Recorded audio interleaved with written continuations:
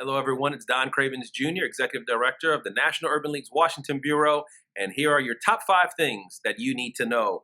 Well, it's finally here, ladies and gentlemen. We've been talking about it week after week after week. The National Urban League's 2016 Presidential Candidate Questionnaire is now officially up. It's on our website, and we hope that you'll take the opportunity to look at the questionnaire, look at the letters that went out to the different candidates, and look at their responses. We've sent our questionnaire to the major candidates in the 2016 election, and the ones who responded, we have their responses up. And please take a look. We asked the candidates to talk about topics, a whole range of topics that you would imagine the Urban League would be interested in, like education and jobs and housing, health, voting rights, criminal justice. But we also talked to the candidates about other issues that are important as well, like immigration and diversity and internet access. And so please take some time, study our questionnaire, study the candidates' responses. Of course, we can't endorse a candidate here at the Urban League, but we do want to make sure that you have all the information that you need in order to make an informed decision when you decide which man or woman you're going to vote for President of the United States. Speaking of women running for president, I was lucky and proud to be part of a historic meeting that occurred in New York just this week with Secretary Hillary Clinton. She met with our president and CEO, Mr. Mark Morial, as well as the leaders of the 8 other major historical civil rights organizations at the National Urban League's headquarters in New York.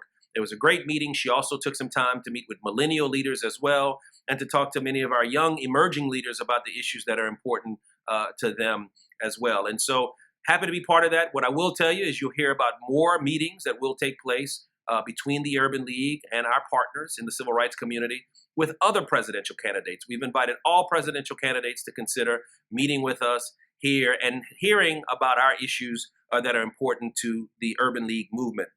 Also, as you're seeing, the primaries, the presidential primaries are continuing to roll along. We got past New Hampshire and Iowa, and now we're moving down south to South Carolina, and then we're going to move west to Nevada. And so you're going to see a lot of those things right now. It looks like Donald Trump and Hillary Clinton have the early leads in South Carolina. In Nevada, it's a very, very close race between Senator Sanders and Mrs. Clinton. And so it'll be very interesting to watch those primaries. As the primaries continue, the race will tighten, and then we'll finally get to the Super Tuesday, where a lot of the primaries happen that day, and we'll start seeing some people dropping out and some other folks becoming leaders, and we'll know exactly who will be the nominees for the Republican and the Democrats, hopefully very, very soon. Supreme Court Justice Anthony Scalia passed away this past weekend, and of course the nation mourns the loss of our first Italian-American Supreme Court Justice. But right after he passed away, you saw that there was a lot of rhetoric here on Capitol Hill about replacing him. And so President Obama says he's going to nominate someone to replace him so that the court will have all 9 justices. We're hearing members of the Senate. Remember, the Senate has to confirm or not the president's nominee.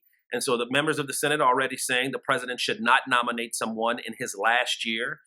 History will tell you that in past presidencies, presidents have nominated nominees in their last year. In fact, President Reagan, in his last year of his lame duck term, nominated Justice Kennedy, who went on to become Justice Kennedy.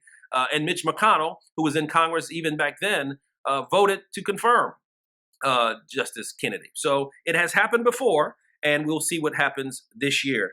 Last but not least, in our top 5 things, it's Black History Month. And as I mentioned to you last week, we're going to be bringing historical facts about Black history. Black history is an important part of our history, American history. It's an important part of our African-American history as well. And so we have a special featured article by former Congressman William Lacey Clay Sr.